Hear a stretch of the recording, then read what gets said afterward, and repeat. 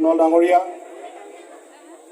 গোগামুখ সাহিত্য সভাৰ শাখা সাহিত্য সভাৰ মোৰ শ্ৰদ্ধাৰ কৰ্মকৰ্তাসকল, আজি মোৰ আপোন গাঁৱত উপস্থিত হোৱা আমন্ত্ৰিত শ্ৰদ্ধাৰ অতিথিবৃন্দ, মই সকলো নাম ল'বলৈ খোজা নাই, সময়ৰ প্ৰতি লক্ষ্য ৰাখি পোনপ্ৰথমে মই আপোনালোক সকলোলৈ সেই মোৰ আপোন গাঁৱলৈ মই আদৰণি জনাইছোঁ।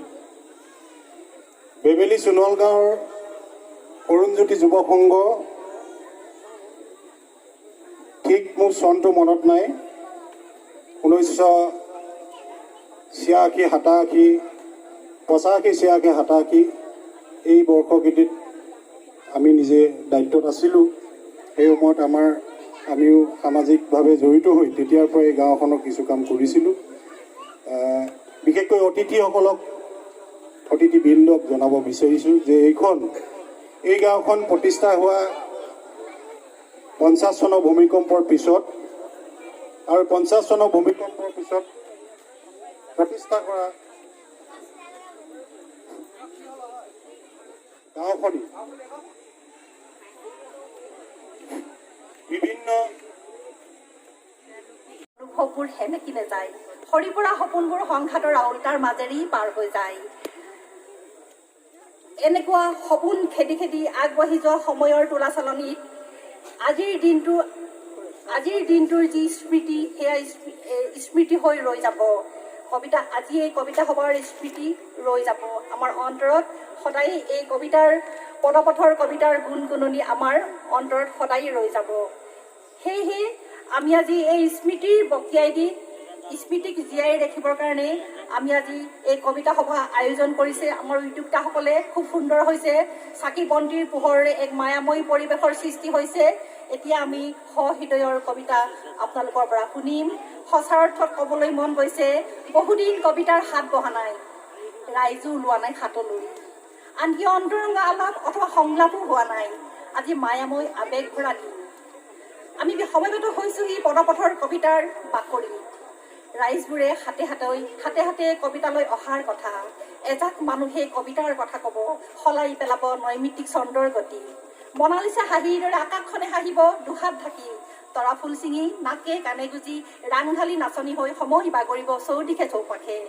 শব্দৰ বণিক আমি, সপোন খেদি ফুৰা এজাক স্বপ্নটোৰ মানুহৰ সৈতে আমি কটাম শৰতৰ জোনাক ৰাতি। পদপথত আমি গুণগুণাম কবিতা, হৃদয়ৰ কবিতা। যিয়েই নহওক, কবিতাৰ মনোগ্ৰাহী, ৰসগ্ৰাহী পাঠক হিচাপে, শ্ৰোতা হিচাপে আজি আমি কবিতাৰ কথা কৈ আমি অন্ত কৰিব নোৱাৰোঁ। গভীৰ অনুশীলন, পৰিশীলনৰ দ্বাৰা সেই কবিতাৰ ভাষা আৰু প্ৰকাশভংগী প্ৰাঞ্জল আৰু সাৱলীল কৰি তুলিব পাৰি। সেয়া একমাত্ৰ কবিৰ একান্ত কৰণীয়। ব্যঞ্জনাধৰ্মী আৰু চন্দিত শব্দ বিন্যাসে কবিতাক অভিনৱত্ব দান কৰিব পাৰে। বিষয়বস্তু তেতিয়া ই হৈ পৰে গৌণ আৰু তাতেই কবিৰ সফলতা। এই সফলতাই কবিৰ পৰম ধন। আন কোনো প্ৰাপ্তিয়ে কবিক আনন্দ দান কৰিব নোৱাৰে। গতিকে আজি আমি আপোনালোকৰ লগত কবিতাৰ কথা পাতিম। বিভিন্নজনে কবিতা আনিছে, কবিতাৰ কথা পাতিম। মাজে মাজে আমি কবিতাৰ দুই এটা পংক্তি আমি আপোনালোকৰ সকলোৰে লগতে আমি শুনিম। খুব ভাল লাগিব। ইয়াকে কৈ আজি মোৰ সঞ্চালিকাৰ একাষাৰ সামৰিছোঁ। ধন্যবাদ। কিমান প্ৰশ্ন সুধব বাকী থাকিল, কিমান সপোন লৈ আয়ে মহক জনম দিছিল। কথাষাৰ আইক সুধিম বুলি ভাবি থাকোঁতে আয়ে পোহৰক বিদায় দি আন্ধাৰক আঁকোৱালি ল'ল। আইক সুধব বহু প্ৰশ্ন বাকী থাকিল বিদায়। মনীষৰ জীৱনৰ বিষয়ে, মনীষে কোৱা সংগ্ৰামৰ বিষয়ে, কিমান কষ্ট বিনিময়ত মনীষৰ ওঠত হাঁহি বিৰিঙে।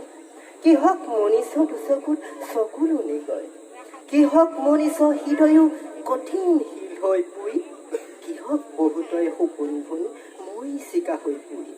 সুখৰ সংজ্ঞা বিচাৰি পাবলৈ কণ বাটে ভাত বুলিব লাগি, এনে বহু প্ৰশ্ন আইক সুধব বাকী থাকল।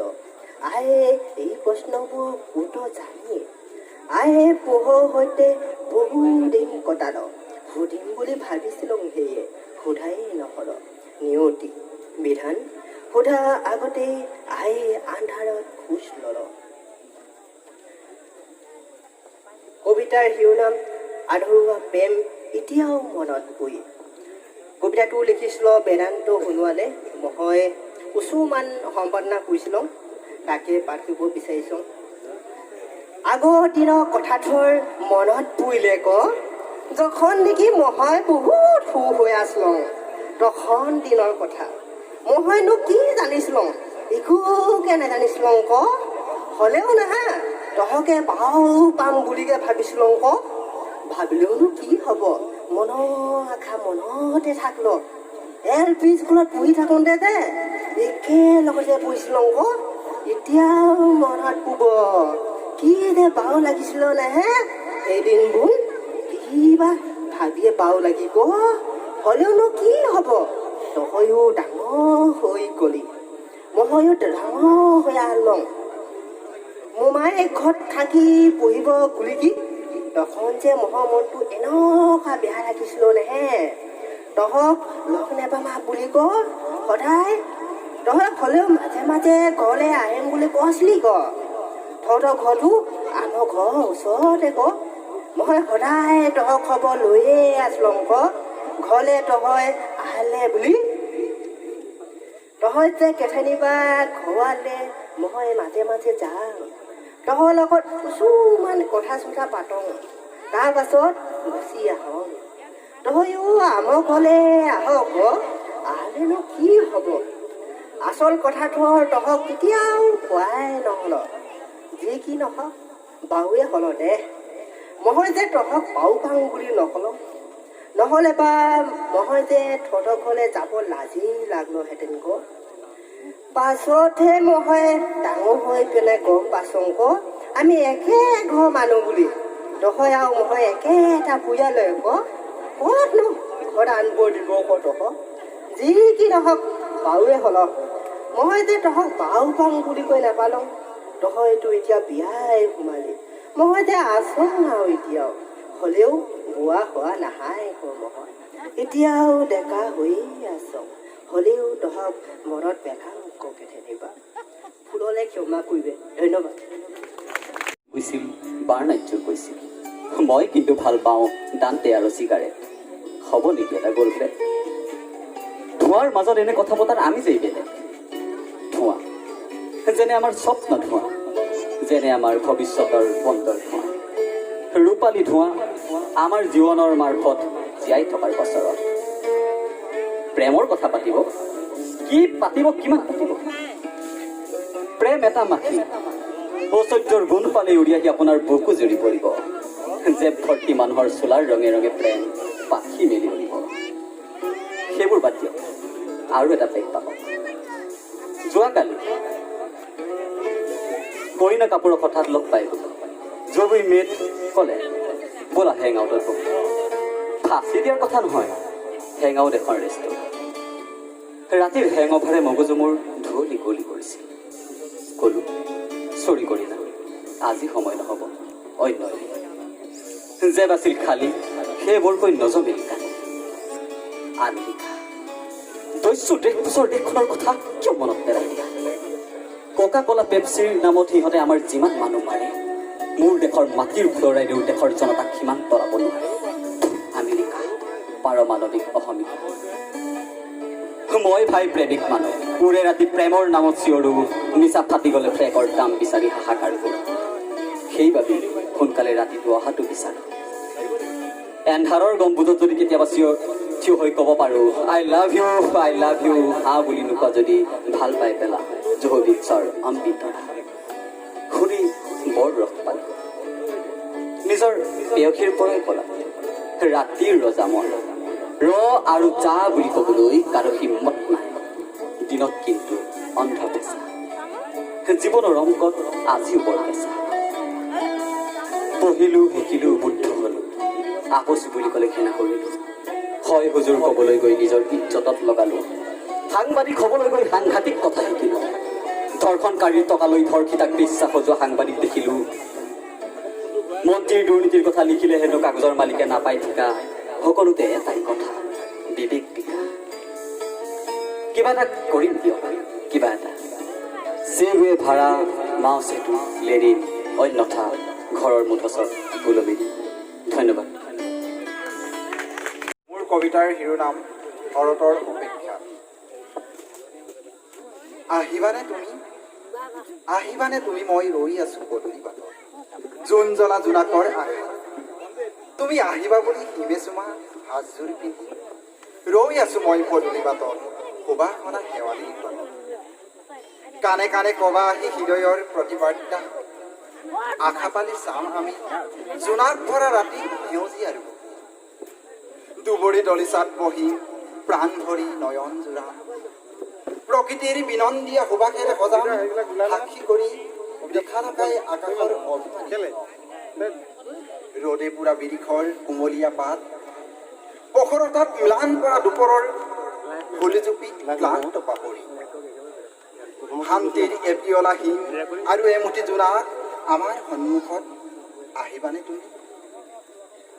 তুমি মই ৰৈ আছো তোমাৰ অপেক্ষাত শৰত মই তোমাৰ অপেক্ষাত। ধন্যবাদ। কবিতাটি ছ'চিয়েল মিডিয়াত খুব বিতৰ্ক চলি আছিলে, গতিকে সেন্দুৰক লৈ লিখিছিলোঁ। পাঠ কৰিব বিচাৰিছোঁ, ভুল হ'লে ক্ষমা কৰিব। কবিতাৰ শিৰোনাম সেন্দুৰ। স্বামীৰ আয়ুস লেখা থাকে হেনো শৌৰ্য বীৰ্য বিবাহৰ প্ৰতীক সেন্দুৰত। কিন্তু বিশ্বাসহীন প্ৰেমৰ মাতাল স্বামীয়ে উপহাৰ দিয়া পিঠিৰ কলাপৰত আগত প্ৰাণ পাই উঠেনে সেন্দুৰ। মোৰ ককালৈ আহি আইতাই হেনো ডাঠকৈ আঁকিছিল সেউতাত সেন্দুৰ। মোৰ দেউতাক জন্ম দি ককাক গুচি গ'ল অজান দেশলৈ। আইতাৰ কপাল উদং কৰি সেন্দুৰৰ টেমাটো ড্ৰেছিং টেবুলত সজাই থোৱাতেই থাকিল। মোৰ দেউতাকো দেখিছোঁ মাৰ কপালৰ সেন্দুৰ নিজ হাতেৰেই মোহাৰি দিয়া, পিঠিত কলা পৰা দীঘল দাগবোৰ। তথাপিও মায়ে ঠিকেই সেন্দুৰ লয় দেউতাৰ আয়ুস বাঢ়িবলৈ। মোৰহে বিদ্যুৎৰ হাঁহিয়তি ওলমি থাকে সেন্দুৰক লৈ। তোমালৈ আহিবৰ দিনা জোন যেন ফুটেদি কপালত আঁকি সেউঠাত টানি লৈছিলোঁ ৰঙা সেন্দুৰৰ পলে। আচৰিত কৰি সেন্দুৰখিনি মূল্য আৰু ওজনতকৈ মোৰ মূল্য আৰু আদৰ সেন্দুৰৰ টেমাৰ মূল্যতকৈ 100 গুণ কমিছিল। বনৰীয়া চৰাইটো সজাত সোমাই পৰিছিলোঁ। মোৰ যন্ত্ৰণাৰ উশাহটোত সেন্দুৰখিনিয়ে ৰং চাইছিল। মৰা কলিজাৰ চেকুৰা মূৰা দেউদুকবোৰত সিঁচৰিত হৈ পৰিছিল সেন্দুৰ। মাহঁতে কয় গুৰু গোসাঁই নমনা ছোৱালী এখন ঘৰলৈ সেন্দুৰ দি উলিয়াই দিয়াৰ পিছত কেনেকৈ খাবি। আচৰিত কৰি সেন্দুৰখিনিয়ে মোক বশ কৰি পেলাইছিল সকলো সহিব পৰাকৈ। ৰাতি ৰাতি মাতাল হৈ নৰখাদকৰ ৰূপ লোৱা আজৰি আধা চিঙা কৰা মোৰ বক্ষৰ নিপুণত সেন্দুৰৰ ৰং নাছিল। সমাজে বৈধ বুলি স্বীকৃতি দিয়া যন্ত্ৰণাকাতৰ এগৰাকী ধৰ্ষিতা নাৰী। সেন্দুৰৰ ৰঙত আঁকিব পৰা নাছিলো হৃদয়ৰ সেউজীয়া চহৰ। অঁকা নহল দুটি ওঠত সোণাৰুৰ হালধীয়া হাঁহি। বিবেক আৰু হৃদয়ৰ মানসিক অন্তদন্তত মই সদায় জিকিছিলো জানা।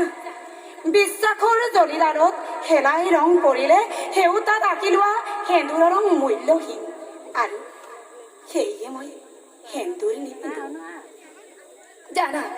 যদি আনিব পাৰিলহেঁতেন তোমাৰ পৰা মোলৈ সেন্দুৰে বিশ্বাস আৰু প্ৰেমৰ নিতুল বান্ধোন, আনিব পাৰিলহেঁতেন যদি সপোনৰ এটি সেউজীয়া বাট, আঁকি ললোহেঁতেন আনতকৈ 100 গুণে বেছি সেউতাত সেন্দুৰৰ দাঁত পৰে। ধন্যবাদ। নমস্কাৰ। শৰতৰ এটি সুন্দৰ সন্ধিয়াত কবিতাৰ যি ধ্বনি, সেই ধ্বনিয়ে আজি প্ৰত্যেকজনকে অন্তৰত চুই গৈছে। আশা কৰোঁ এই অনুষ্ঠানটোৰ উদ্দেশ্য চাগে তেনেকুৱাই আছিল। খুব সম্ভৱ যিসকলে ইয়াত এই অনুষ্ঠানটো অনুষ্ঠিত কৰিছিল তেওঁলোকে চাগে কোনোবাখিনিত সন্তুষ্টি পাইছে বা তেওঁলোকে সুখ অনুভৱ কৰিছে, কিয়নো বহুতো কম কবিতাৰ অনুষ্ঠানত ইমান শেষ পৰ্যায়লৈকে এনেধৰণৰ ৰাইজৰ উপস্থিতি থাকে। মই কবি কবিতা ভাল পাওঁ, কবিতা আবৃত্তি বা পাঠ বৰ সুন্দৰকৈ কৰিব নাজানো। কবিতা ভাল পোৱা এজন লোক হিচাপে অকণমান আপোনালোকৰ সন্মুখত পাঠ কৰিবলৈ আগবাঢ়িছোঁ।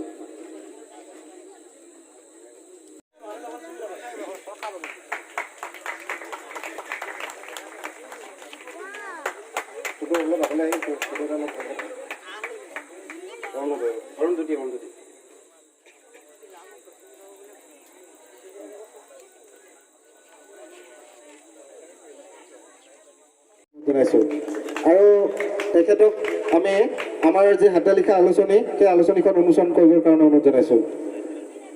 আমাৰ কেমেৰা ফটো উঠালে ভাল।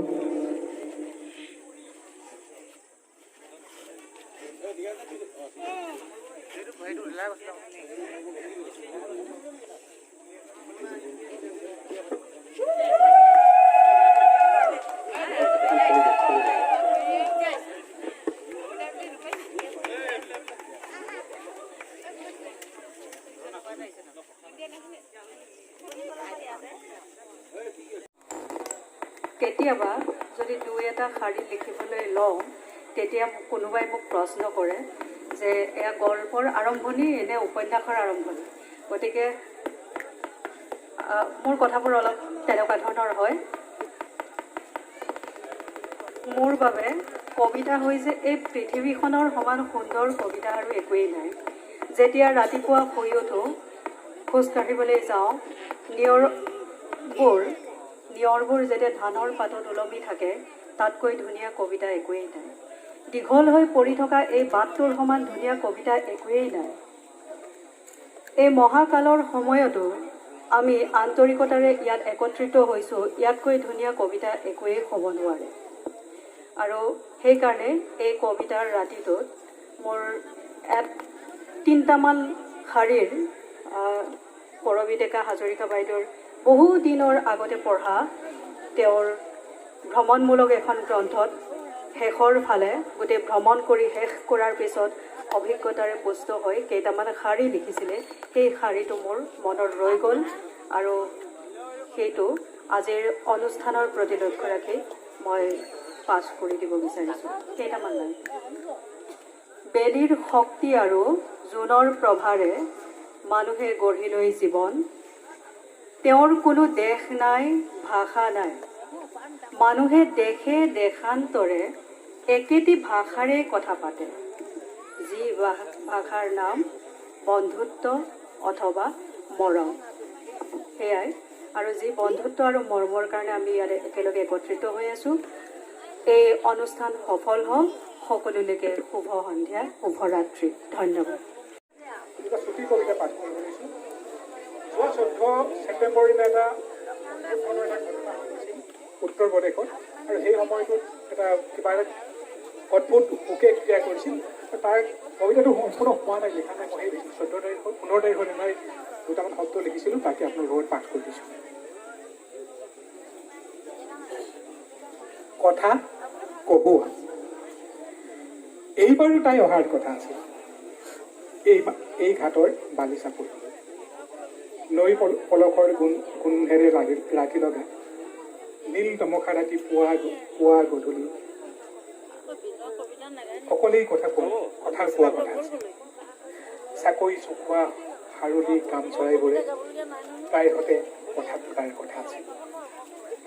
তাই আহিলে নিৰস পৃথিৱীখন সেউজ শুভ্ৰ হৈ পৰে।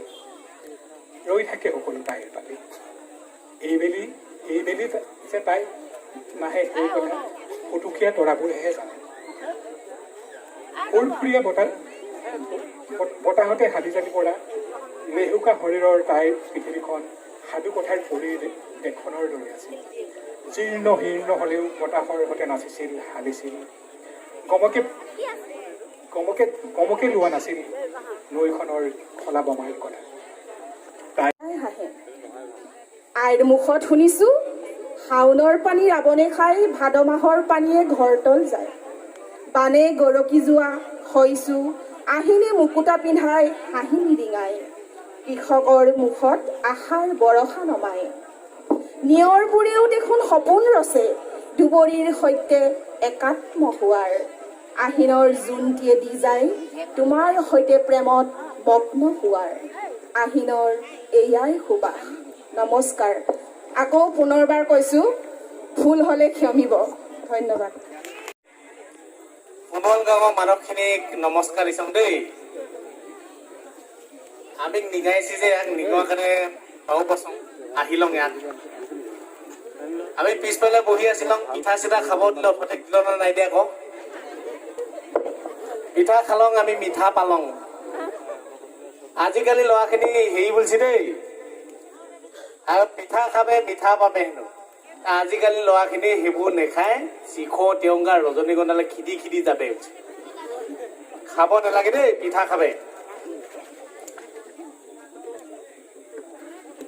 সোণোৱাল কছাৰী কথিত ভাষাতে কবিতা কেইটামান মই ৰাইজক আগবঢ়াই দিছিলোঁ আমাৰ সোণোৱালী ক্ৰিয়েশ্যন নামৰ এটা পেজ আছে ফেচবুক পেজ তাতে সোণোৱাল কছাৰী ভাষাৰ যিখিনি পাৰিছোঁ বিভিন্ন বিশিষ্ট ব্যক্তিসকলৰ সহযোগত আমি প্ৰচাৰ আৰু প্ৰসাৰৰ কাৰণে কাম কৰি আছোঁ এইখিনি ক্ষেত্ৰত মই এইখন গাঁৱৰ 2-3জনমান ব্যক্তি ধন্যবাদ দি লওঁ নহ'লে আধা খোৱা হ'ব আমাৰ কল্পজিৎ সোণোৱাল মোৰ এই ক্ৰিয়েশ্যনৰ প্ৰত্যেকটো কামতে সহযোগী হিচাপে কাম কৰি আছে আমাৰ প্ৰসেন সোণোৱাল ককাই কিছুদিনৰ আগতে আমি বুঢ়ীআই সাধুৰ এটা তাৰ কিতাপৰ পৰা এটা মানে আমি সাধু সোণোৱাল কছাৰীৰ কথিত ভাষাত আমি আগবঢ়াইছিলোঁ ৰাইজক কোনোবা কোনোবা শুনিছ হপায় কোনোবা নাই শুনা হপায় তাকে মই প্ৰথম কবিতা এটা কৈছিলোঁ সোণোৱাল কছাৰীৰ কথিত ভাষাত ৰঙা ফাগুন বুলি সেই ৰঙা ফাগুনটোকে কিছুমান গাই পেনে তাৰপিছত হক যামগৈ আৰু ভুল ভ্ৰান্তি হ'ব ঢেৰ হ'ব মই জানং তাৰপিছত সেই ভুল হ'লে আকৌ ঘৰত শুধৰাই ল'বগৈ আৰু ৰঙা ফাগুন তই সঁচা কি জান না অমলা ফাগুন হেনো ৰঙা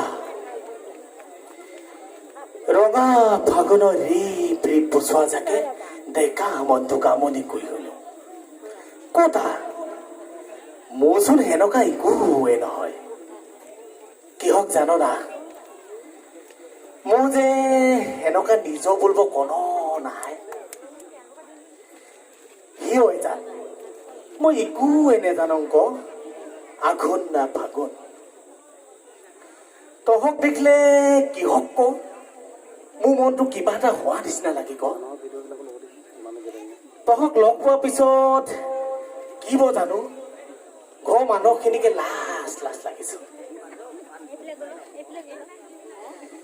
ৰঙা গাল দুখন লাগি চালে গম গম লাগিছো সঁচাকি তই ৰঙা ফাগুন পাই ন একো নকোৱাকিচোন ইমান মধম মধম লাগি যায় মনটো কিবা হঙাক হঙাক লাগিছে আবিগাঙৰ উজনি চুকত থত ঘৰটো উজনি চুক বুলিলেই আজিকালি ভুঁইকেইটা লুখু লুখু লাগি কিবা বতাহতে উই যাম নিচিনা লাগি ক সঁচাকি মোক কিবা এটা হচি হপায় ন মোক ৰঙা ফাগুনে পাচি হপায় মই অফঙা বুলি গাঙৰ কন্ন মোক পাত্তাই নিদি অমলা তই মোক বুজাই দিবিচোন ৰঙা ফাগুন মানেনো কি মই ৰৈ থাকিম দেই অমলা তই আহিবি বুলি ইতি প্ৰেমধৰ অজৰা ধন্যবাদ আৰু নেগাঙা এটাকে গালং আৰু এইখিনিতে লাষ্ট শেষত মই কথা কেইটামান কওঁ ছুটি কি আচলতে ইয়াত মানে আমাৰ সাহিত্য সভাৰ গোগামুখৰো বিশিষ্ট ব্যক্তিসকল উপস্থিত আছে অন্যান্য বিশিষ্ট ব্যক্তিসকল ইয়াত আজি উপস্থিত হৈছেহি বিশেষকৈ মই সোণোৱাল কছাৰীৰ কথিত ভাষাৰ যিসমূহ শব্দ অসমৰ বিভিন্ন ঠাইৰ পৰা আমাৰ ককা আইতাসকলৰ যিবোৰ এতিয়াও প্ৰচলিত ককা আইতাসকলৰ পৰা আমি সংগ্ৰহ কৰি আছোঁ সংৰক্ষণ কৰিবলৈ চেষ্টা কৰি আছোঁ বিশিষ্ট ব্যক্তিসকলে মোক সহায় কৰিছে ঘটনাটো হ'ল কি আমি এইটোৱে বিচাৰোঁ যাতে সোণোৱাল কছাৰী নহয়, বিভিন্ন জাতি জনগোষ্ঠীৰ যিবোৰ দোৱান বা ভাষা, কথিত ভাষাই হওক, সেইসকলৰ হেৰুৱা শব্দবোৰ উদ্ধাৰ কৰি যাতে আমি অসমীয়া ভাষাটোক আৰু সুন্দৰ আৰু সৰ্বাংগীন কৰি তুলিব পাৰোঁ, তাৰে আমি প্ৰয়াস কৰি আছোঁ। প্ৰত্যেকটো হেৰাই যোৱা জনগোষ্ঠীসমূহৰ বা বিভিন্ন জাতি জনগোষ্ঠীসমূহৰ প্ৰত্যেকটো ভাষাই বা প্ৰত্যেকটো দোৱানৰ প্ৰত্যেকটো শব্দই অসমীয়া ভাষাৰ ভঁৰাল চহকী কৰিব বুলি মই বিশ্বাস মোৰ আছে। গতিকে হেৰাই যোৱা সম্পদসমূহ, হেৰাই যোৱাৰ সমলসমূহ উদ্ধাৰ কৰি এনেধৰণে যদি আমি ভাষা চহকী কৰিবৰ কাৰণে যে আমি সকলোৱে যদি আগবাঢ়ি আহোঁ, যদি সকলোৱে হাত উজান দিওঁ, যিখিনি জানো, যোনে যি জানে সেইখিনিকে যদি আমি প্ৰসাৰ আৰু প্ৰচাৰ কৰিবলৈ চেষ্টা কৰোঁ, নিশ্চয় আমাৰ অসমীয়া ভাষাটো আৰু সুন্দৰ হ'ব আৰু সবল হ'ব, আমি চহকী কৰিব পাৰিম। তাৰে আমি কামনা কৰি আমি আজি সোণোৱাল কছাৰী কথিত ভাষাৰ হেৰুৱা শব্দখিনি উদ্ধাৰ কৰি আনি অসমীয়া ভাষাটোৰ লগত বিলীন কৰি আমি বিলাই দিব বিচাৰিছোঁ।